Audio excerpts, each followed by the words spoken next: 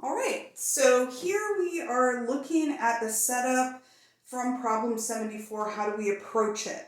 And the suggestions that I'm going to give you here don't apply just to this problem, but are ones that can be applied to just about to a lot of different kinds of word problems, and especially to trigonometry problems.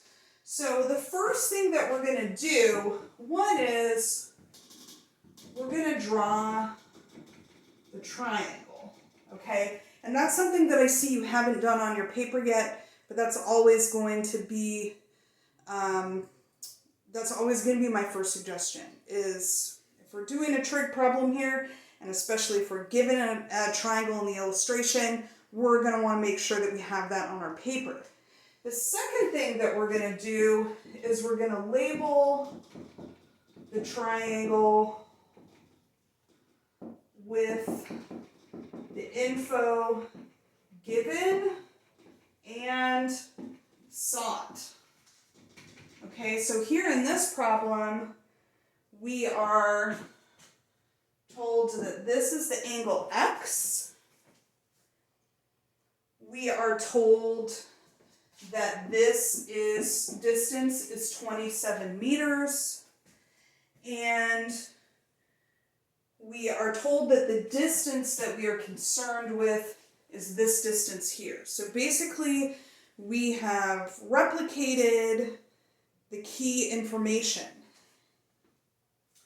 Now, my next step is going to start out exactly the same way, which is we're going to label using our opposite adjacent hypotenuse protocols. And we don't have to label the whole triangle, okay?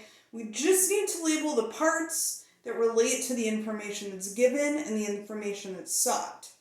And so in this case, D is our hypotenuse because it's the side, oh, it's a little funky. It's the side that is across from the right angle. And this 27 is our adjacent because it's adjacent to the angle in question, this x. Okay, so we're going to label using protocols, and then we're going to match the trig ratio to the situation. Okay, so here, when we are looking at our triangle, we've got adjacent and hypotenuse. Okay, this means, which trig functions deal in adjacent and hypotenuse?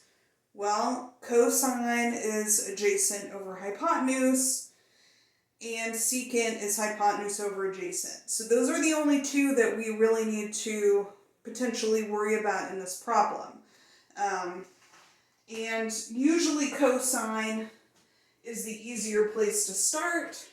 And so here, our general form is cosine of theta equals adjacent over hypotenuse. And then we're going to substitute in the information that we're given from this problem. So we're going to say cosine of x is equal to 27 meters over d.